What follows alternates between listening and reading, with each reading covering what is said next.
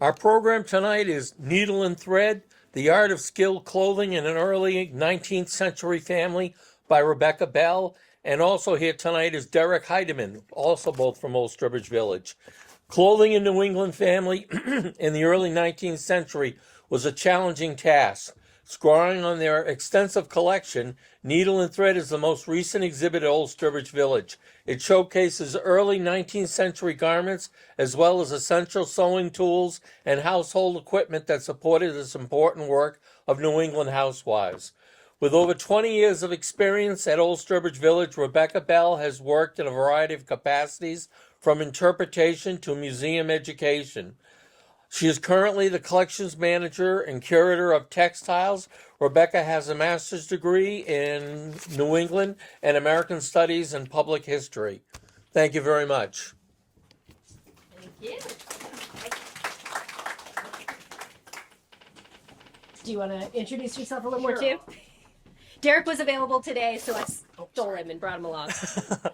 So I'm Derek Heidemann. I work with Rebecca. I'm the Director of Collections and Research at Old Sturbridge Village. So Rebecca and I have been working together for a long time, but in the same department for a little over 3 years now. We've shared a real passion for clothing and textiles of the time period. And so really the talk tonight is getting not just at the book we'll be talking about, which you do have copies of for sale at the end, but we want to talk more about the textile program as it's been coming back at the museum, not only in terms of just the collection, the exhibit that the book is based on, but also in terms of the recreated skills, the clothing that's worn by the staff at the museum every day, things like that. So as we work through this today, we're kind of going through the chronology of what got us to the point of actually creating the book. All right, with that, I'll turn it over to Rebecca. Before I get too far, where is the magic clicker? And I've been told only the big buttons, not the little buttons. So like Derek was saying, this is really the nexus of a lot of different projects that were coming to fruition in 2019, the ill-fated 2020, and really continuing here at the Village. So it really started, if we go back to 2019, colleagues and I were talking about kind of building up the sewing program a little bit more at the Village, and in particular, building the sort of skilled needle trades program back up and making it on par with some of the men's trades like tinning and blacksmithing. So we were doing a little bit of research in our library, and my colleague Jean came across this diary, Elle Guernsey. It was Elle Guernsey in the card catalog, and looking through it, it's a book that appears to be a woman in Castleton, Vermont, in the early 1840s through mid-1840s, working within the community, doing a step up from your basic plain sewing, but not quite to the extent of urban dressmaking. So she's got accounts of working on different garments for various members of the community. She's working on creating shrouds. She's got accounts at the back where she's going to the local storekeepers and purchasing supplies, calico, thread, needle, notions. But we couldn't figure out who Elle Guernsey was. So we scoured and scoured. As you can see, this book is very tightly packed. And those of you who know 19th century handwriting, no, it can be, let's call it challenging to read. So we started to compare, thinking if we can't find LH Guernsey, is it really an L? Are we getting the letters wrong? Let's go back to the diary. Let's go find some names and some letters that we recognize. And sure enough, throughout the diary, there's Lorindas, there's Lucindas, a variety of different names that we can identify. And it became really clear the L was not an L at all. It was a Z. So with that in mind, we started looking at who is Z.H. Guernsey. Now we're down a different rabbit hole. And it turns out that Z.H. Guernsey, unlike L.H., does exist. And her name is Zeruiah Higley. She marries Dwight Caswell in the early 1840s. He's a farmer in Castleton, Vermont. And this diary is all the members of her community using her skill, and she's using her skill to earn money for her household. It's really interesting, kind of as an aside, that she marries a little bit later. She was born in the early 1800s, so she's married in her late 30s, early 40s. They don't have children. And she, even after she's married, continues to do this sewing work for the community and earn income for the family. And a lot of times, especially when you've got younger women who get married and start a family, oftentimes this is something that if they were doing it, they stop doing that and start running the household and managing the household. So we tracked down Z.H. Guernsey, and she was really the kind of base of our program that we were trying to develop. So what we wanted to show in the village was somebody who was working in the community, maybe renting a room or had a small kind of shop in the community, and they were doing this basically a skilled trade, and using it to earn a little bit of money. So one step up from your household sewing, but again, kind of a lower level than you might find in some of the urban centers with the fancier dressmakers and mantua makers and whatnot. So we started talking about how we could incorporate this into the program. And of course, we're very collaborative at the village. So not only are we trying to develop this program that's going to be in front of the public for the interpretation staff to demonstrate, but we also wanted to support it from behind the scenes in the curatorial department too. So we started talking about how can we make this program and support it through an exhibit and bring everything that we're learning together. And then the unthinkable happened. Not what you'd think, although the pandemic does kind of pan into this, but we had an HVAC bit of a disaster. So one of the buildings that we'd been using for static exhibits suddenly had no climate control, and we had to go in very, very quickly. And of course, this was during the pandemic, had to go very quickly and take everything out. And then we found ourselves with the perfect space for a textile exhibit. So we kind of turned lemons into lemonade and began to plan how we would develop this exhibit that would stay up for multiple years and really supplement what the programming was out in the village. So even though it was a kind of horrible thing to have to empty one of our favorite exhibits out, it meant that we could start fresh. We have a brand new HVAC system. We were able to repaint it and refurbish it. So it really was kind of an opportune moment to have these two things coming together. And kind of as a sort of tail end of that, this is last year's textile weekend where the folks in the Fitch House, those of you who've been to the village, this is a mechanic's home here where they're demonstrating dressmaking, in particular, trying to accomplish making 2 dresses in one weekend, which was a big task. They didn't quite finish, but they got a really good start. So this is that sort of program coming to completion and fruition within the village. And the visitors really enjoy getting a chance to see this and getting a chance to interact with the folks who know a bit about dressmaking and construction and can kind of see this process ongoing. So the story that we wanted to tell in the exhibit was going to complement the program, but kind of flesh it out a little bit. And as we were chatting about what themes we wanted to present in the exhibit, we realized that it was a really, really big story. So one of the things that we really wanted to do was get across the sense that this clothing a family in the 19th century is a really, really big task. There is no way around that, no matter how much help you might have or how small your family might be. It's a big job, and not only the making of the clothing, but through the maintaining and mending and the refreshing and refurbishing. So going through period diaries and day books, it's amazing how many references there are on a daily basis sometimes to folks who are knitting, sewing, mending, laundry, ironing. The list just goes on and on and on.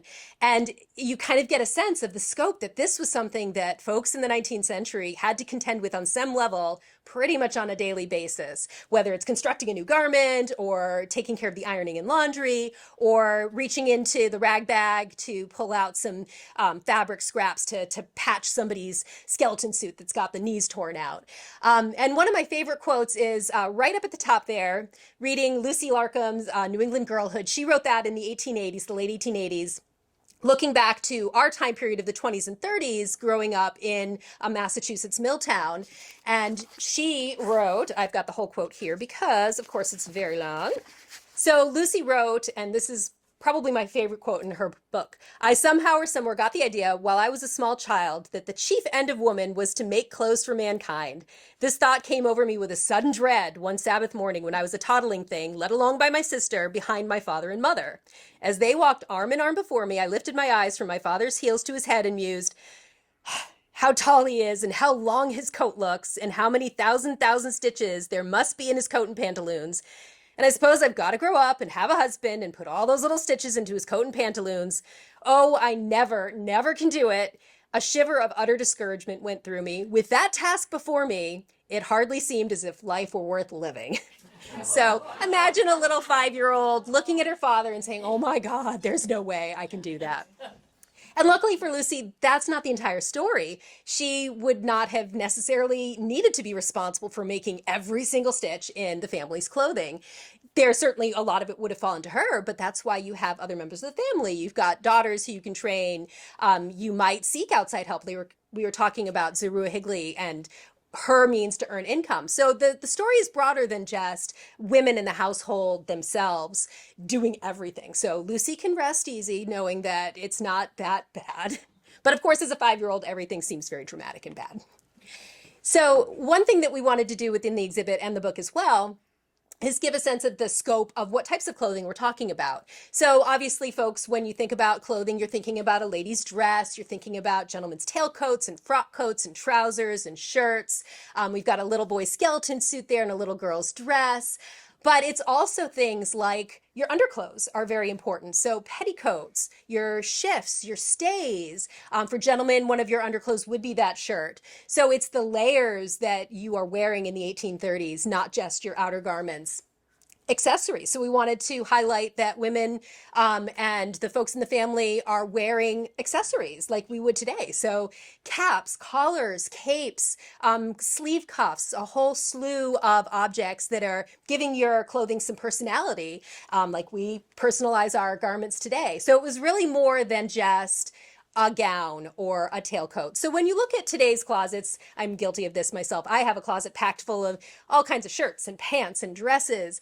And while it's true, folks in the 19th century individually tended to have fewer clothes, when you consider the number of clothes they might need from their undergarments to obviously in New England, we have seasons. So things that are suitable for spring, things that are suitable for summer, things that are suitable for winter. So all of a sudden, the clothing that you might have in one family kind of grows and grows and grows. So even though they individually would not have had the packed closets, most people that we do today, it was still a lot of items that had to be considered in terms of construction and caring for.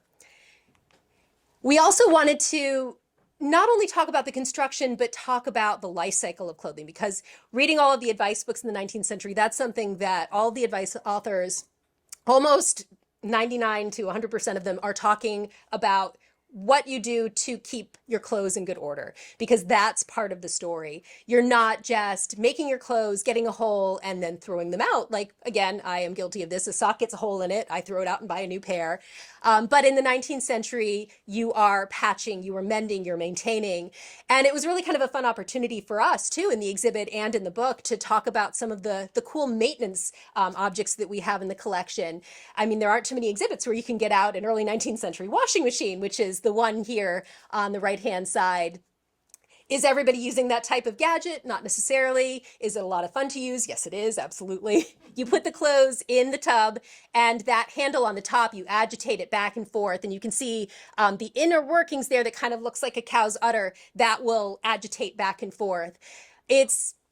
It works. It's a bit bulky to store. It's a bit of a pain to set up, but it does work. Again, that's something that you don't necessarily get a chance to see in some of the clothing exhibits that focus just on the clothing. And then ironing boards, ironing trivets and things like that, and all the sundries that might go with that. So in a lot of the advice books, they're recommending dedicating a day to laundry or a morning to laundry. Pretty soon after that, dedicating a morning or day, what have you, to ironing. And while you're doing that, while you're washing and caring for your clothes, check them over to make sure that they don't need any repairs. So in the very bottom there, you can see pair of pants. They're part of a skeleton suit from a little boy and a little child's dress. Both have been very heavily worn and very heavily patched. And it's really interesting to read some of these advice book authors saying, you know what, there's really no harm in going out with patched clothing as long as you're neat and tidy and well mended and well tended. There's no shame in having patched clothing. It's a sign of economy, which I think, here in New England, the frugal Yankee kind of runs deep. And then kind of with that, you find that the advice books are recommending make sure you keep your sewing tools on hand. So we wanted to have kind of this notion that, like today, if you have your mending ready and your tools ready and your scraps of fabric and patches ready, whenever you find something that needs mending, take care of it rather than putting it off, because as with any project, if you put it off to the side, it tends to grow and grow and grow until it becomes so insurmountable. You're like, I can't. I'm just going to throw them out and start fresh because this is too big. But if you take care of it a little bit at a time, as Lydia Mariah Child might have recommended, then that maintenance is kind of recurring weekly or, even daily sort of thing that you might just spend a little bit of time doing. And your clothes will then last for quite a long time.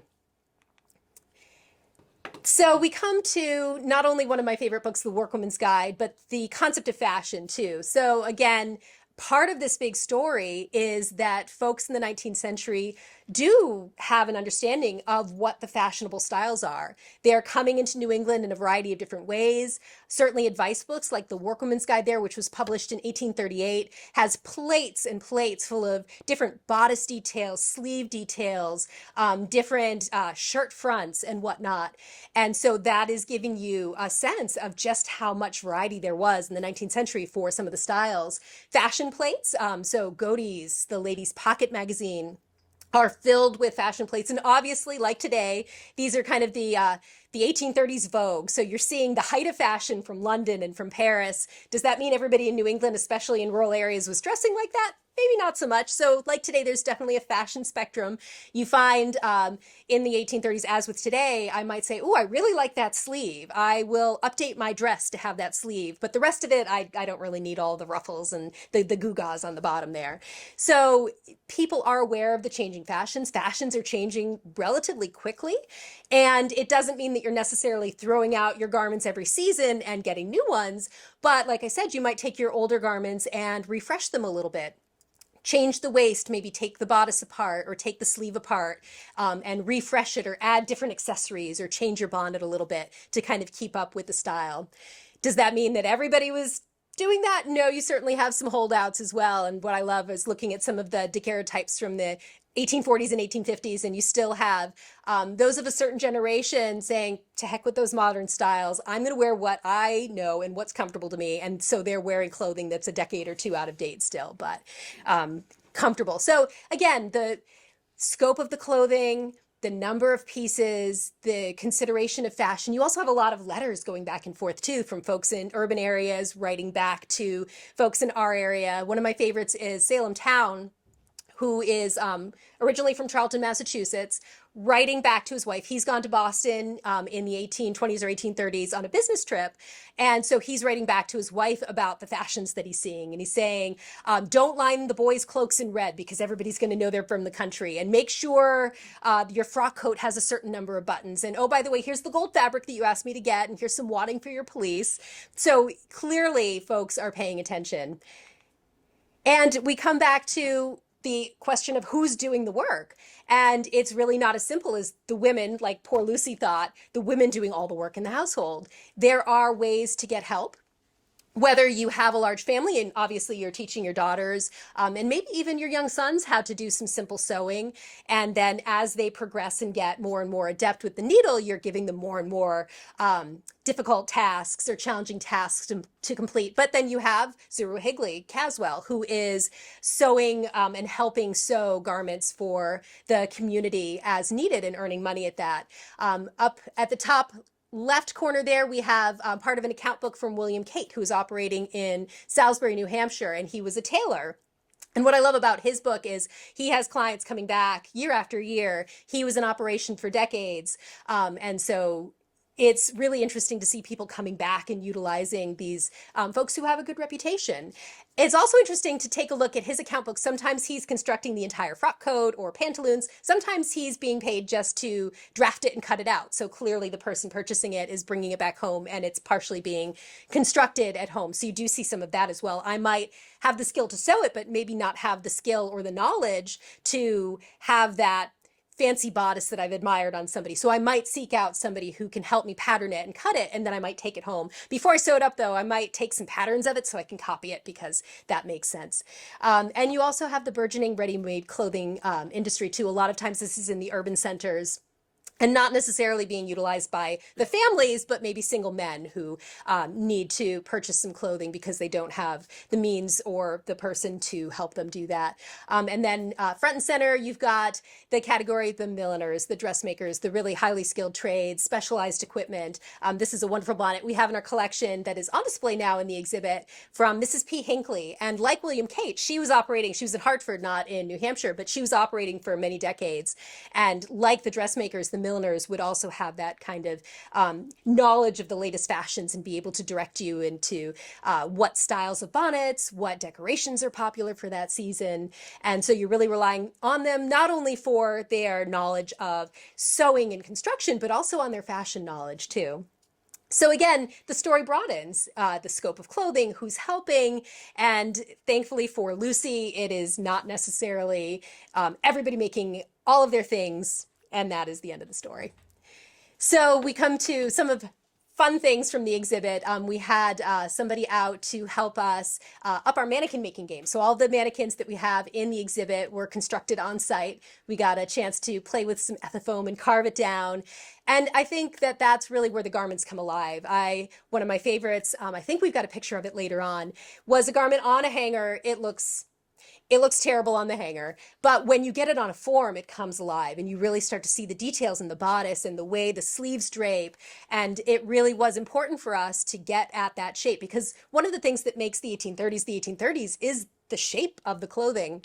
So if you think about the quintessential early 1830s with the big sleeves, kind of an X-shaped narrow waist, and then the larger skirts again. So kind of balancing the large sleeves, the large girth at your shoulders with the larger skirt, and giving you the illusion of having a nice hourglass or X shape. And that's reflected in men's clothing to a certain extent too, although maybe not to the extremes that the ladies are. So, but it's really fun to take a look under the mannequins and realize it's a lot of tulle, it's pantyhose, it's a lot of stuffing, and each one was fit to the particular garment. So we had a lot of fun doing that. And there's the first iteration. So like I mentioned, we have a collection of about 7,000 textiles, hundreds of different garments from men's and women's and children's. So we planned on having this exhibit up for multiple years. Obviously, the textiles are very sensitive, so we could not leave them up for years without doing some pretty irreparable damage to them. So we planned in rotations, and currently we have a rotation focused on winter clothing. So we've got this fabulous plaid greatcoat. We've got a wonderful bright red man's vest, a very sassy pair of man's blue wool trousers, and a lovely woman's plum gown. So definitely, if you have a chance to come and see it over the course of the next few years, you will definitely see more and more of our collection out. And from there, I will turn it over to Derek to talk about the book, which kind of another sort of thing that kind of fell into place at just the right time.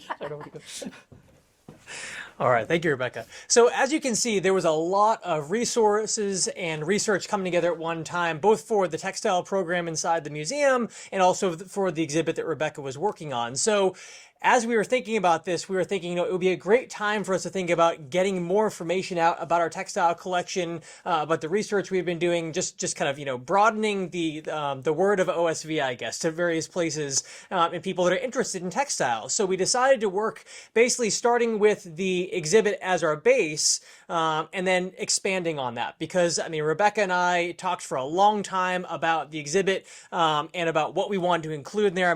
We have a great textile collection at the museum. We have thousands of pieces. Basically anything you can imagine people having in their homes in the time period, clothing they wore, textiles they had, things like that, we have good examples of in our collection. So we're super, super fortunate. And we wanted to be able to share that with folks. So just thinking about, one small gallery exhibit, it's really hard to get out a representative sample of things we have because we have so much. So Rebecca mentioned just a minute ago that we are trying to rotate through and include a lot of different pieces in the exhibit, basically on a yearly basis, so that we can get more out for the public to see, but also protect it.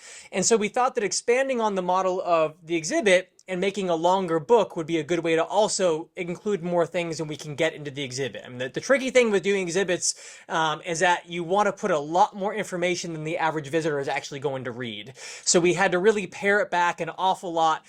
So we started thinking about the book, and even with this, we kind of got out of hand, to be honest. So initially this was going to be a 42-page book. It ended up being 3 times that amount. Because there was just so much great stuff we wanted to include. So, and I'll get more into the details of that as we go through. But the real goal with the book was to not just tell more about what we have in the collection, but to try to, pull together all the contextual data that we had assembled into a real kind of comprehensive work on how people were clothing themselves in the early 19th century. And so we started by talking about this family right here. So this is the Tuttle family. They're from Stratton, New Hampshire. So this is a painting that we have in our collection by Joseph H. Davis, who is an itinerant artist. We have a few paintings by him. They're always these really vibrant parlor settings where the family is set up in their parlor with their nicest furniture and floor coverings. Even the family pet here is made in. You can see the cat in the middle there. But they have chosen to be represented in their finest clothing. So we have Enoch Tuttle over here, the father. We have, James and Darius here, the 2 sons, both of which are wearing dresses, which is very common for children, regardless of the gender in the time period. Until they get a little bit older, they're wearing the same clothing effectively, and then it starts to go in two separate directions. Boys wearing trousers or the skeleton suit like Rebecca had shown, and girls continuing on wearing dresses. And then we have the mother, Hannah, here, dressed in all of her finery with all of her frilly capes and aprons there. So this family was a farm family. But again, in their depiction here, they wanted to be shown wearing their finery, wearing the stuff they weren't necessarily wearing every single day. But the really great thing about the 1830s is that the clothing that people wore on a daily basis was not a whole lot different than the stuff they wore for their finest occasions. So this is, their Sunday best here. The cut is basically the same for the clothing you'd wear on a daily basis, but they're not going to be the finest materials. They might be more things made at home than things made by professionals for daily wear. So we wanted to use this as our basis for talking about the fashions and how this clothing would be showing in the book really fit into that. Now, as we're talking about the fashions, Rebecca showed the plates of ladies' fashion from the time period, the Workwoman's Guide, things like that. And those are really the dominant Euro-American fashions of the time period. So those are the latest things coming out of England and France. Certainly, there's quite a spectrum. Like Rebecca said, in the countryside, a lot of people aren't wearing the types of things they're wearing in Paris in 1838. So there's a spectrum that you see there. But we also see people that just chose to dress differently in the time period. So, just like today, there are people that knew what the norms were, but decided to dress their own way because they thought they looked really good that way. So we have one account of 2 young printers' apprentices, and apprentices usually are the best dressed of a lot of the young men. They get a little bit more access to money because they are working in a trade, and they want to show off that they're working in a trade and that they can, get some neat clothes. So there's one account of 2 printers' apprentices in Northampton wearing incredibly tight checkered pantaloons. And they thought they just looked amazing, the way they were walking around town. But the person recording it was like, wow, everyone in town thought they looked like clowns, So just like Rebecca was talking about that letter from Salem town back home with the red linings inside the overcoats, like, don't do it. You see accounts like that for sure. And then you also see cultural differences too. So we certainly see, people of color living in New England dressing slightly differently or having their own kind of decorative flourishes that are different than the Euro-American populations. Indigenous people also dressing a little bit differently. So there certainly is a spectrum, but for the most part, we'll be talking about with this presentation and with the book is the dominant Euro-American fashions that we see. So this book was really the first book we'd worked on as a museum in quite a while that was really based on the collection. We have done a couple of different publications in the last 20 years or so.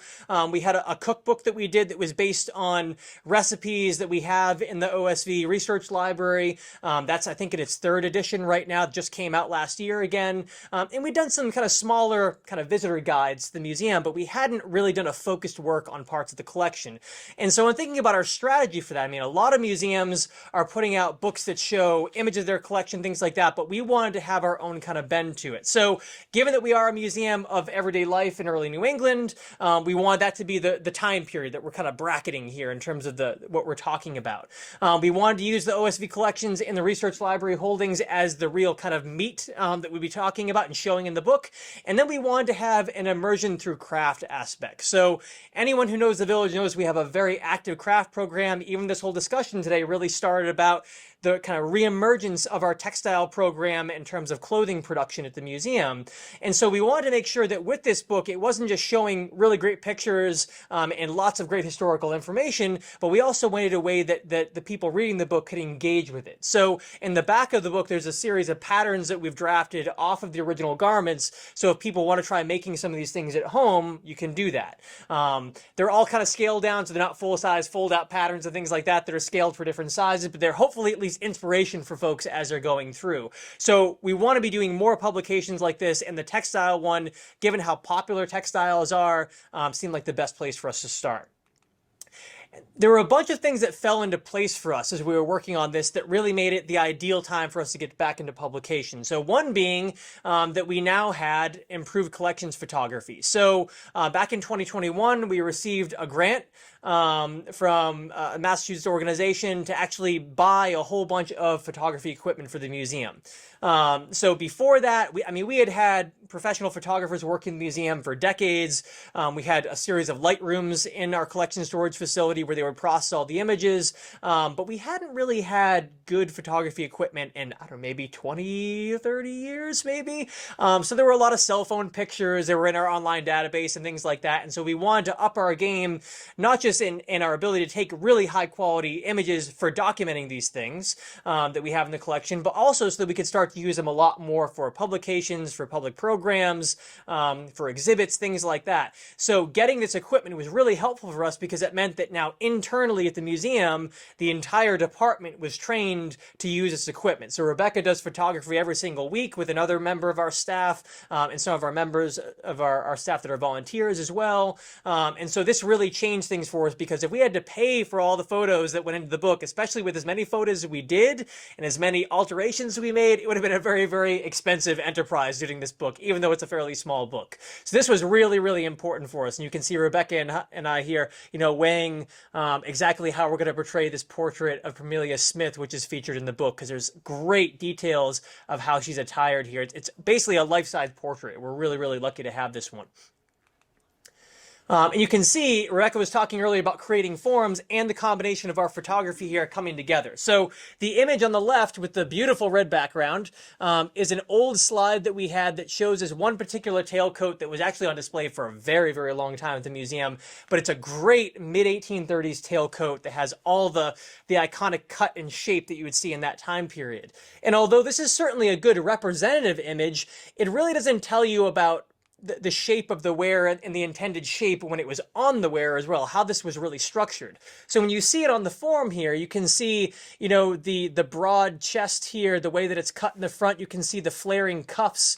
You can see, again, kind of the shape of the chest here being very kind of like full. That was a very fashionable thing for men to have in the time period. So there's lots of little details about what this garment was really meant to look like that really come to life when you put it on the form. And now we're able to photograph that. So whenever we're photographing tailcoats or ladies' dresses or shirts or whatever it is, we're getting multiple angles from all around, interior shots as well, and that allows us to do a lot more with these objects that we have and just distribute more of the information. So we certainly have a lot of images in the Needle and Thread book, but a lot of these have now been uploaded to our online database, which is accessible through osv.org. So if you're interested in looking more at our collection, either just the textiles or more broadly, we do have right around 15,000 objects uploaded on there right now from our museum's collection and research library collection. The museum collection is over 40,000 objects, so it's a fraction of what we have, but we're adding more all the time.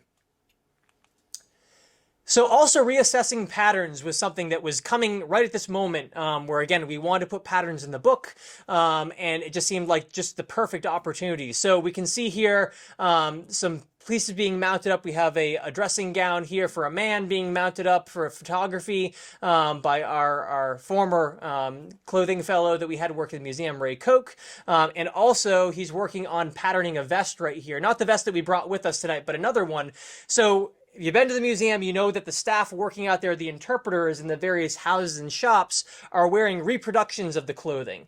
And so this process of kind of patterning and reproducing the clothing the staff wears started really in the 1960s and intensified over time. And what's happened is through various generations of people being in charge of our costume office, various different people actually constructing the clothing and also different people wearing the things and patterns being altered for them, the patterns have really migrated substantially from the original garment. So there was a real concerted effort a couple of years ago to go back to the original garments and compare them to the repros and see where we were keeping true to the original and where we had really diverged quite a bit in trying to make things more economical to make or quicker to make or whatever it was. And so this was a really important step that, again, as we were doing pattern making, allowed us to put some of those patterns into the book as well. Now, not everything that we had in Needle and Thread in the book and in the exhibit, to be honest, were things that we actually had in our own collection. We have a great collection, I'll be the first to tell you that, but also I'll be the first to tell you that Rebecca and I are both very biased and think our collection is like the best collection there is. But there are lots of really great collections out there in other locations as well. So we did, to contextualize some of the pieces we have to look outside. So for instance, we have the advertisement on the left-hand side there for Henry Tyler. This is advertising a secondhand clothing business. So Rebecca talked about the various types of skilled tradespeople that were working on making clothing, from milliners to dressmakers to tailors, tailoresses, all of them doing different types of things to address needs people had for clothing. But there was actually a substantial market for secondhand clothing, just like thrift stores today. So there were people out there that were buying clothing secondhand from folks and refinishing them and selling them again to folks. So in this case, Henry Tyler, who was a free man of color living in Boston in the time period, puts out an ad in the American Traveler in 1834 talking about his business and also the fact that he's taking in new things, he's exchanging things. He later on goes on to patent a refinishing process. So imagine you get this secondhand coat and it's got maybe a cigar burn in it. It's got some tobacco juice that dripped. It's kind of gross things, I know. But there might be some stains, things like that. And he's talking about cleaning them, re-dyeing them, refinishing them in such a way they look very fashionable and basically brand new. So we wanted to make sure that we included one of those stories in there. And the really interesting thing is, especially in Boston, the cities, the real kind of community behind the ready-made clothing industry is the free black community. So we thought it would be a great way to bring them into this story as well.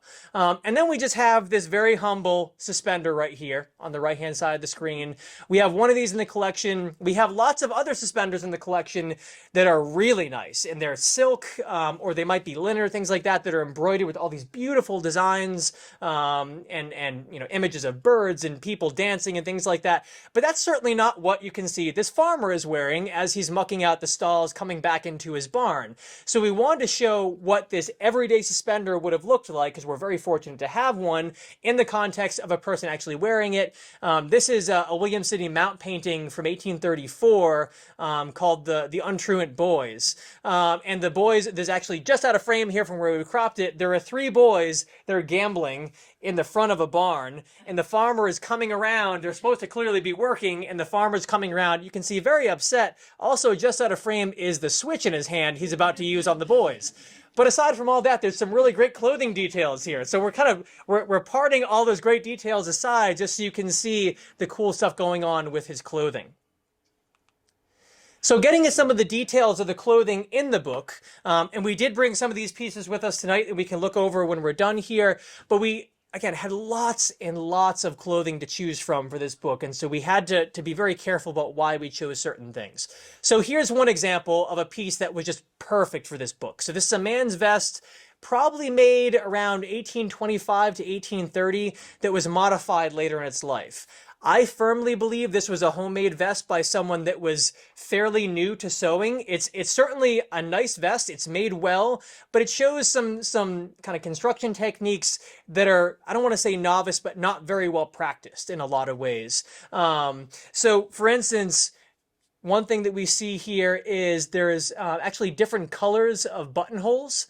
So I don't know, and the buttonholes are not incredibly well executed, but they're different colors depending on what stripe they're most adjacent to. So we see kind of a greenish color here, we see yellow here. That's very unorthodox, but kind of an interesting way someone went about it.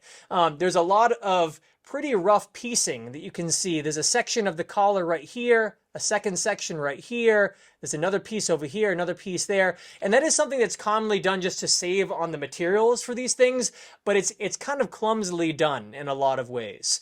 And then there are just some neat details about this that are kind of just helpful for looking at everyday clothing. So we can see there are two pocket welts right here for pockets right in front of the vest right there. It'd be very handy. This one is an actual functional pocket. This one is just a false welt that's sewn down to the front. So it looks like you have a pocket there, and it certainly could be turned into a pocket, but for the wear and for the intent of them wearing it on a daily basis, they didn't really need that pocket, so they never sewed it in. So it's kind of a neat piece in that regard. Now, this one was actually updated sometime in the 1830s. Initially, you can see it was meant to button all the way up the front, and it has this kind of short standing collar. And that was very typical in the mid to late 1820s. But as the 1830s go on, you start to see folded over shawled collars or notch collars that come in that are much more fashionable. And you start to see men's shirts that have these decorative pleats and ruffles and things like that. And so you want to show that off. And when your shirt is totally concealed by your button vest, you don't get to see those things. So this vest was modified in a very simple way. So instead of, altering the collar in any kind of way, cutting it off and recutting it, reapplying it, they just folded the collar over. And this is something that we see in a lot of paintings from the time period. You can tell this was not meant to be folded over because the center of the collar here is just linen. So this would have been hidden on the inside if you were wearing it initially with the collar standing up, but at some point it was no longer fashionable. The guy started to fold it over, and clearly it was having issues staying down, so a couple of sewing tacks were thrown in down here just to keep the base of the lapel in place. So a very simple modification was made to this very ordinary everyday garment to extend its life for the wear and make it just a little bit more fashionable. But this is something that we see showing up in period paintings. There are lots of other William City map paintings from the time period that show men with their collars folded over, whether it was for style or for comfort. It's hard to say, but we know they did it. We also included a bunch of our handkerchiefs that we have from our museum collection in the book. These are actually, we put this in the men's accessories section, but a lot of times handkerchiefs were worn both by men and women in the time period. It's just a difference of how you would wear them. For men, they're worn around the neck. The style in the time period was to have a tall collar that was typically starched for nicer wear, and then you would tie these around, usually doing a double wrap, so it stands up your collar very tall, and that was the style in the time period. So it would be folded up into a long, skinny, kind of like a snake to wrap around your neck. For women in the time period, they would take these and fold them into a big triangle. Most of these are usually around 3 feet square, so you fold it into a triangle and then basically wear it over as a shawl, tucking the points down into a belt usually for ladies in the period. But very often, I think when people think of the fashion of the early 19th century, they don't really get a sense of the color of a lot of things. And certainly Rebecca's going to show some pieces that get at that, and even some of the pieces we brought tonight will give you a sense of that. But these were all everyday types of handkerchiefs that were worn by men in the time period, and it just gives you a sense of the variety of color, of pattern, of material as well. We have everything from a silk bandana here coming out of India in the time period to cotton, linen, more silk, more cotton, so a lot of different varieties. Some are woven, some are printed, and it would not be uncommon in the time period to have, say you'd be wearing this bright gold reverse dye or resist dyed handkerchief with a plaid vest and a calico printed coat and then striped pants. And that sounds like an awful lot to us, but back then they were like, this looks really good. This was the kind of stuff, having access to a lot of these materials that were printed and manufactured and fairly inexpensive in the time period, because in some cases they were coming from India, in some cases they were being made by enslaved people down south, which of course cheapened the price of things when you're not paying people and working against their will. But there was quite a variety of these things that were available to time in the time period for various folks.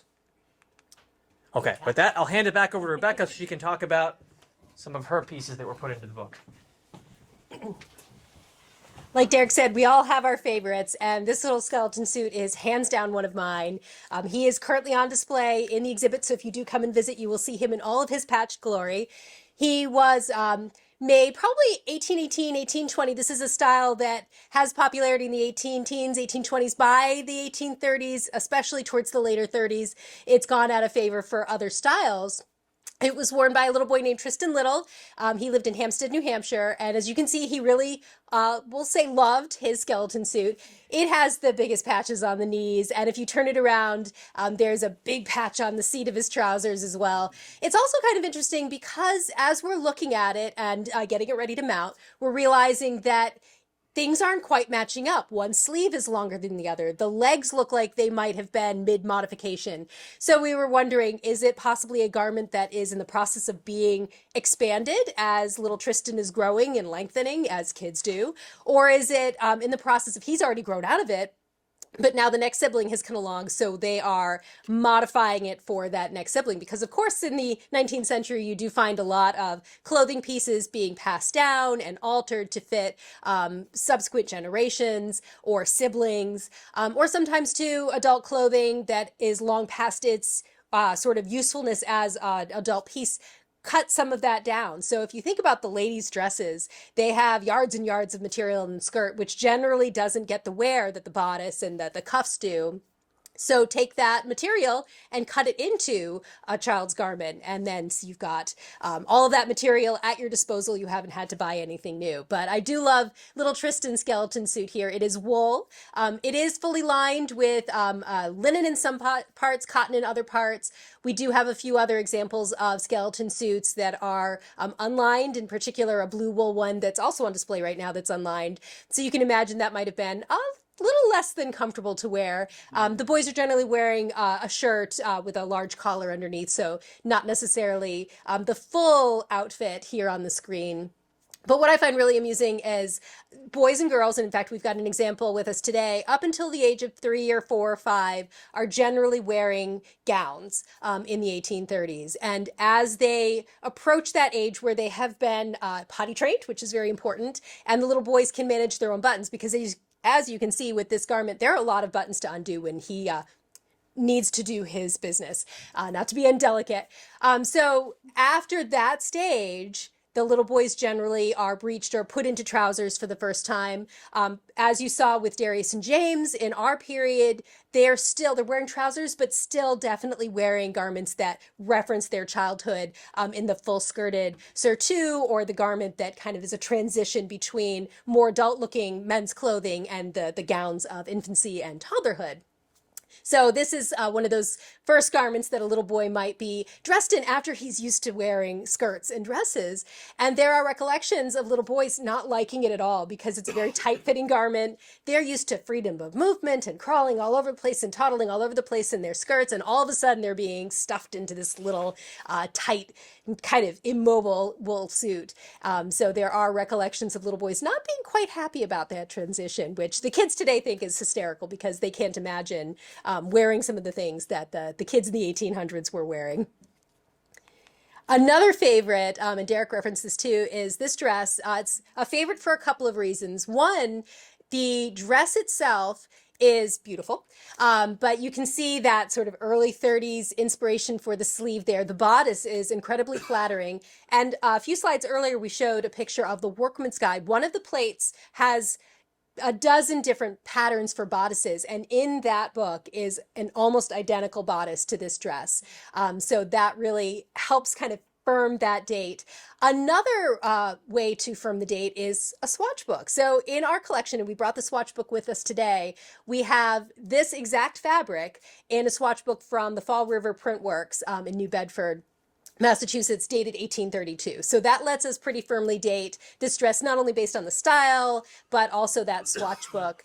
And it really was a way for us in the exhibit to, as Derek alluded to, talking about the textile mills, which are so important to New England, and all that really comes with it. So you have prices dropping pretty dramatically in the 1800s and 1830s, especially from maybe a generation or two ago, $1.25 for a yard of cloth that might have been imported from England or from Europe, to domestically printed cotton textiles, especially, that you might be able to go to the store and buy for 7 or 10 cents a yard. So there's a very dramatic difference. And the colors and patterns, again, I think Derek mentioned that, are really exploding. So wild, wild colors and patterns that today a lot of modern folks would look at and say, that's a little bit too much. That's a little, I don't think I can get away with that. But it was that style, that aesthetic for the 1820s and 1830s. And one of my favorite dresses, the first time I saw it, I thought, oh my gosh, this is hideous. This fabric is too much. I don't know how people wore this. And it really, after you work at the Village for a while, that 1830s aesthetic starts to get into your system. And, within a few months, I'm like, I love this dress. This is my favorite dress. Oh my gosh. I would rock this dress. I would wear it. But when you think about all the things that the textile mills really meant for New England too, it's a story of opportunity in some ways for girls going outside of the house and being able to earn money. But it's also a story of how entangled we are with the southern plantations and slavery. Because, of course, as the demand is growing for all of this cotton and these wonderful prints, where is that material coming from? From the southern plantations. And then also thinking about the working conditions in the mills. There are no child labor laws. So you have underage children working in there. There are no safety laws like we have today. Worker protection. So these mills are very dangerous in a lot of ways, and a lot of folks are getting seriously injured or even killed working in some of these mills. So it's a really complex story. On the surface, you've got, yay, we've got all these wonderful fabrics and they're cheap and we can afford lots of them. But then when you dig deeper, you kind of get that full story of how we're actually getting these fabrics up in New England. So this dress kind of became a very poignant moment for me as I realized I'm handling things that enslaved people down in the South had a hand in making and kind of helping bring that story to the forefront. Switching gears a little bit, this is the dress I referenced earlier that on the hanger looks atrocious. It's a very bizarre print. When you look at it, it looks like the print is straight out of the 1960s or 70s. It's a very geometric print. And on a hanger hanging flat, you really do not get a sense of the life that this dress has. It's a two-piece dress, so it has a matching cape that is very large and really changes the look of the dress very dramatically. It's a wool dress, but a fairly lightweight wool, so it would be perfect in the kind of weather we've been experiencing for the past couple of weeks. Spring, come to any time. But what I really love about this, once we got it on a form that was fitted to the dress, it really comes alive. So that shoulder bodice line where it hits just off the shoulder and it's got incredibly flattering pleating details on the bodice there. You can see that this is representing the 1830s as they're transitioning later into the 1840s. So by the mid 1830s, that big puff that was so fancy and fashionable in the early 1830s, people have said that's a little bit too much. And now they're starting to take it down a little bit. So you'll find pleating or shirring or smocking up at the shoulder. And the fullness of that sleeve is now migrating down towards your elbow. And then by the 1830s, it's a much slimmer line. That sleeve puff is pretty much entirely gone for a lot of gowns by the 1840s. So the 1830s big sleeve has its moment and then kind of collapses on itself under its own weight. The detail on the shoulder, that pleating, is mimicked on the cuff as well. So you've got all of these really lovely details that carry through the entire dress. And like I said, on the form, it has a completely different aspect. What I love too is this is a dress where you have multiple looks with one garment. So you might put on that cape for an afternoon. Maybe you're going to meeting and it gives you a much more kind of mature, staid look. But maybe in the evening or you're going visiting in the afternoon, you could take that cape off and have a much more dramatic neckline. You could also accessorize it with other capes and collars as well. White work is quite popular in the period. The dress itself is finished beautifully. I think you can see a little bit of the detail in some of the pictures. It has piping. So this very narrow silk, it contrasts just a little bit with the wool piping around the edge of the cape, around the plackets on the sleeve cuffs and at the shoulders, and in some of the seaming as well. So it really, again, gives it this beautiful sort of polished finish. And then the bottom corner there, a lot of the gowns, especially the ones with the large volume sleeves, needed some support underneath. So they will sometimes have ties where you can tie in what's called a sleeve puff or a sleeve pillow to help support that sleeve and keep that shape out, because nothing is worse than going out in public with deflated sleeves when you should be having these lovely sleeves. So a lot of them do need some kind of internal support. You might also have some inner buckram or sometimes horsehair or a stiff material in there too to also give them some volume, because in the 1830s it is all about the volume. But this was one of those moments where I took a look at this dress with fresh eyes, and it has become one of my favorite dresses in the collection. So much so that in that dress in a weekend slide, I was will be the recipient, because it's not quite done yet, of one of the dresses, and that's the dress I chose for them to pattern. So hopefully whenever they finish it, I will be wearing it proudly through the village. This is one we did bring with us. It is a sweet little girl's dress. Again, you can see the piping detail, so that's very common in the 1820s and 30s to have that lovely detail. Sometimes it's piping made out of the same material. In this case, it's a lovely yellow, again, contrasting with the orange silk there. What I love about this dress, this is clearly a dress that is designed for a nicer occasion, so not necessarily something a little child is going to be playing and romping in, but knowing small children, particularly little girls who don't want to stay in fancy clothes, I had to laugh at the way they've done the hooks and eyes. So most of the time on the garments that we have in the collection, the hooks are on one side, the eyes are on the other. You close them, everything's good. In this case, the hooks and eyes alternate. It's really hard to get it closed. It's really hard to get out of it. So I can only imagine that this was designed for a little girl who maybe was a little squirmy and didn't want to stay in her fancy clothes. So like I mentioned, this is one that we did bring, and hopefully we'll have a chance to show them at the end.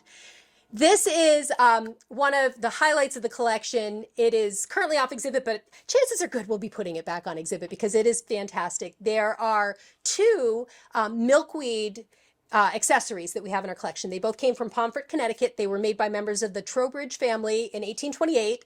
And what looks like fur is actually milkweed. Very labor intensive. You have to catch the milkweed at just the right time, collect the fibers, sew them into little tufts, and then kind of like shingling a roof, sew them onto a base fabric. Usually it's a pretty sturdy cotton or linen, and overlap it just slightly so that as you're going along, you're covering up the stitching with a new layer. The cape, as you can see on the one side, has seen better days, but that's actually great for us when things have those areas of deficiency. We can see how it was constructed, so you can actually see the tufts and you can see how they were sewn on. The tippet on the other side is in pristine condition. It is gorgeous. So I'm not sure if it was worn less or just better cared for or what its life story was. Both of them are lined with quilted silk, which is wonderful. So you can imagine this is an accessory that somebody took a lot of time to make, would have elevated whatever dress she might have been wearing it with, and certainly it would have been a point of pride too to be wearing this and showing off not only your taste but your skill to make something like this. The fashion for milkweed tends to be fairly brief, 1820s, 30s, 40s. You do find mentions of it in agricultural fairs, ladies putting their wares on display and kind of showing off their skill with that. So it's really a fantastic thing. They are very fragile. They are plant materials, so they will break down over time. So we're very, very fortunate to have these, and especially the tippet, in such fantastic shape. And let's see. Oh, I'm going to give this one to Derek. This is one of his favorites. Swap around this way. So one piece that did not make it into the book, we are so close. We actually found it after we were basically done with the book at this point, is this awesome frock coat. So we brought this one with us.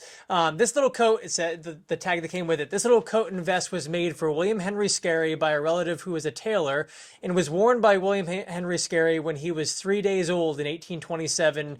So he lived in North Brookfield, Massachusetts. And I'll just kind of pull this up so you can see how small this is. So it's a wonderful piece because we don't actually have an example of a men's frock coat from this period in our collection, but this was made exactly like a man's frock coat would be made, even in all the details of the pad stitching and the collar, the velvet collar. I mean, everything is just as it should be. It also has a really great story with it. You can see up at the top of the image there, the little silk vest, the striped vest that's meant to be basically pinned onto the boy's shirt underneath, so you have one less layer to kind of get him into. As it is, making something like this for a boy who was, 3 days old is not typical. Like we saw earlier, many times boys are wearing dresses instead. When Rebecca and I first saw this, our instant reaction was first child, for sure. And then we found out that he had a family member that was a tailor that made it for him. So whether or not this actually ever fit him, we're not sure. I mean, it says in the note that it was worn by him when he was 3 days old, but probably not too much longer after that, he grew out of this and he couldn't wear it anymore. So it's a pretty remarkable piece that we have in the museum's collection. And I think that was it. Yeah. Rebecca and I can certainly answer any questions you folks might have. Again, we did bring pieces that we can show off here so you can take a look at them. And then we do have books if people are interested in buying any copies. Okay, thank you very much. It was a wonderful presentation. Our next program will be April 24th. We're going to have Spectacle and Substance, Tracking a Tale of Victorian America by April Jones Prince. So if you could come by for that, it'd be great. Thank you very much.